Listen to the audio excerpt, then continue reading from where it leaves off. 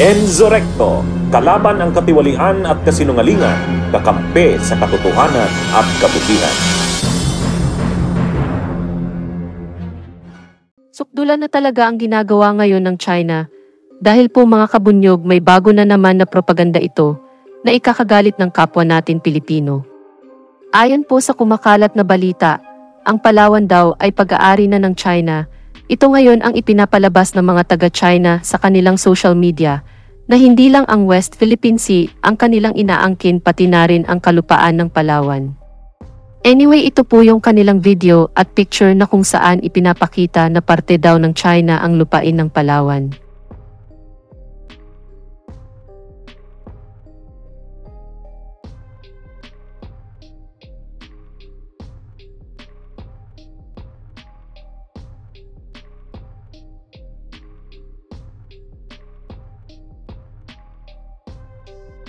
Yan mga kabunyog, nakita po natin itong nakakagalit na bagong propaganda ng China. Ngayon mga kabunyog, dito po sa ipapabasa ko pong post ng isang Chinese social media, lalo pong iinit ang ulo ninyo. Ayon po kasi sa nagpost nitong video at picture. Noong daw panahon pa ng Ming Dynasty, ang Palawan daw ay parte na ng China at ang tawag raw dito noon ay Zhenghe Island. At hindi daw ito pagmamay-ari ng Pilipinas. Anyway, basahin na po natin itong post. Palawan Island, formerly known as Zhenghe Island, was once the homeland of the Ming Dynasty. It has always been developed by the Chinese and governed by the Chinese. It has nothing to do with Saofi. Even Luzon Island was also the homeland of China in the early years. One day it must return to China. Yan mga kabunyog, ano po ang masasabi ninyo dito? Kayong mga Duterte, papayag na lang kayong angkinin ng China ang sarili nating lupain. Kaya nga masigasi kaming pabagsakin ang mga Duterte at maalis ito sa kapangyarihan sa gobyerno. Dahil kung mangyari man na maging Pangulo itong si Sara Duterte, malamang tuluyan na itong ibigay ni Sara itong Palawan. Gusto ba ninyo yon? At ang malala pa nito, baka totohanin na ni Sara ang banta noon ni Digong na maging probinsya na tayo ng China. At mawalan tayo ng kalayaan bilang isang bansa. Kaya tama itong sinabi ni Hontiveros, na sa darating na halalan pumili tayo ng mga kandidatong may puso talaga sa ating bansa.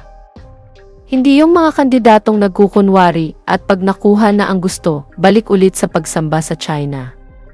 Anyway, pakinggan po natin itong sinabi ni Hontiveros. Ma'am, yung balik tayo dun sa issue ng parang may collaboration na nangyayari from certain individuals or sectors supporting yung Chinese narrative tuwing may issue na lumalabas. Right.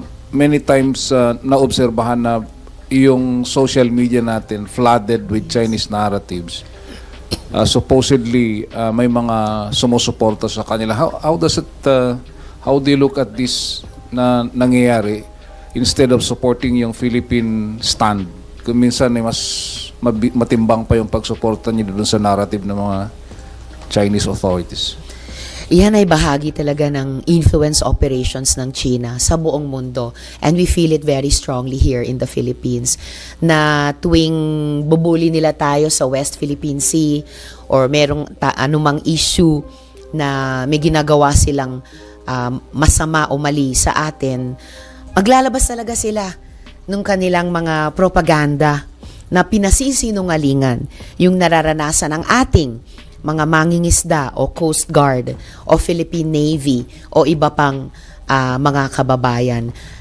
Ginagaslight nila tayo na hindi naman namin ginawa yon. And in fact, kayo, Pilipinas, mga Pilipino, ang lumalabag sa aming karapatan. And I would expect that from Chinese state-owned media. Pero hindi ko aasahan at hindi ko matanggap. At talagang sobrang masakit marinig o mabasa o makita mula sa sariling mga kababayan. It is very regrettable.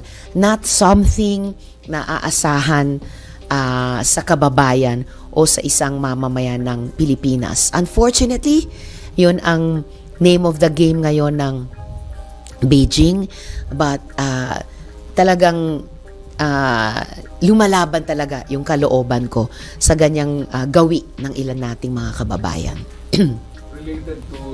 Related to the 2025 election, may mga grupo na nananawagan na huwag suportahan yung mga supposedly suspected o candidates who are suspected to be supporting yung Chinese narrative, or masyado silang tahimik when it comes to issues regarding the West Philippine Sea and Pogo and other issues related to the relations between the Philippines and China. Would you support such kind of call, ma'am? Partly. Yung mga tahimik, baka may iba't iba silang konsiderasyon, although I think regrettable yung pananahimik dahil pag inaatake yung ating bayan, pag inaatake yung ating mga kababayang mangingisda o Coast Guard o Navy personnel, dapat nagsasalita tayo. Pero I would support that call dun sa mga sinasabing sumusuporta sa Chinese narrative. May termino nga kahit dati pa Manchurian candidates, yung mga sumusuporta o sinusuportahan ng Beijing. Kasi ang linaw na kahit sa mga napaka-recent issues, kung ganong kasama ng mga state-sponsored ng China na mga gawain dito sa ating bansa. Yan man ay Pogo, yan man ay pakikialam sa ating energy sector, yan man ay pakikialam sa ating telecommunication sector, yan man ay tahasang pag-espionage laban sa ating bansa. So, at this point in time, klarong hindi natin kaalyado ang China. At kapag may importanteng proseso tayong gagawin tulad ng eleksyon, napipili tayo ng ating mga leader, dapat klarong para sa Pilipinas at national interest ang kanilang magiging paggogobyerno o pagpapasa ng mga batas at hindi para sa interes ng China na makakasakit sa interes ng ating bayan. Okay, Mav. Ma'am, you remember after po nung SONA ng presidente na sinabi niya nga po na ibaban na yung POGOs, there was a time na wala na talaga yung mga scam texts, parang nanahimik po talaga lahat. Why do you think nagkaroon po ng resurgence recently? Yeah, napansin ko rin nga yan And it's really very worrying na totoo, dumadami na naman yung mga kababayan natin, kahit yung mga kamag-anak natin, mga kaibigan, nagre-reklamo na, wow, may resurgence na naman ng mga scam texts and messages. Kumpara nga nung panahon ng Hulyo, Agosto, nung nakaraang taon, ang daming ang nakapansin na, wow, talagang drop. Kung hindi man zero, steep drop ng volume ng mga scam texts and messages, kaya may realization na talagang revenue stream din yan ng mga Pogo. So kung yung pag-research niyan ay indication na nakahanap nga na naman ng footing at secure footing ang reinvented Pogos para sa sarili nila. So bukod sa ang laking estorbo na naman ng scam text at messages sa atin, very worrying kung naka-land na naman on their 2 feet ang mga Pogos sa atin. Oh, and yes, dapat yung mga loopholes dun sa EO na nabanggit ko kanina, that was Executive Order 74, dapat ma-address. Lalo na yung provision dyan sa EO na iyan na excludes online games of chance conducted in PAGCOR-operated casinos, licensed casinos, and junket agreements. Pinoint out ko na ito kay ES Bersamin, meron silang ilang kinorekt sa EO, pero ito ay hindi pa talaga. At dapat maipasok ito sa ipapasa naming anti-Pogo law.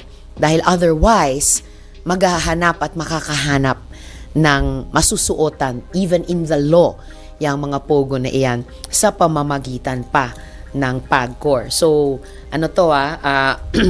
wake-up call ito, serving of notice ito sa PAGCOR na huwag nilang papayagan itong mga reinvented POGOs makahanap ng espasyo sa mga casino at mga casinos na may junket agreements na nasa ilalim ng jurisdiction ng PAGCOR. And we will, as best as we can, we will see to it that they won't be able to sa batas na ipapasa namin.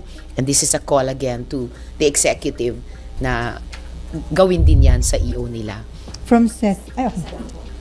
Yan mga kabunyog, narinig po natin itong mga sinabi ni Hontiveros. Kahit doon sa sinabi niyang hinggil sa Pogo, may kinalaman din dito itong mga taga-China. Mga walang hiya talaga ito. Biruin ninyo mga kabunyog, ginagawang illegal dito sa ating bansa ang dati ng pinagbawal doon sa kanilang lugar. Ang tinutukoy ko po mga kabunyog, itong talamak na Pogo dito sa ating bayan, na namayagpag noong panahon ni Digong Duterte. Kaya mga kabunyog, gawin natin po ang lahat para hindi tayo ganitohin ng ibang dayuhan. Ipaglaban natin ang ating bansa at once and for all tanggalin na ang mga traidor sa ating bayan. Anyway, dito na lang po ang aking topic. Mabuhay po tayo mga kabunyog. Bunyog, bunyog, halikan na kasama ka. Bunyog, kapag buklod ay may pag-asa. Luzon, Visayas, Mindanao, isa ang pananaw. Sa bagong Pilipinas ang bunyog isisigaw. Bunyog.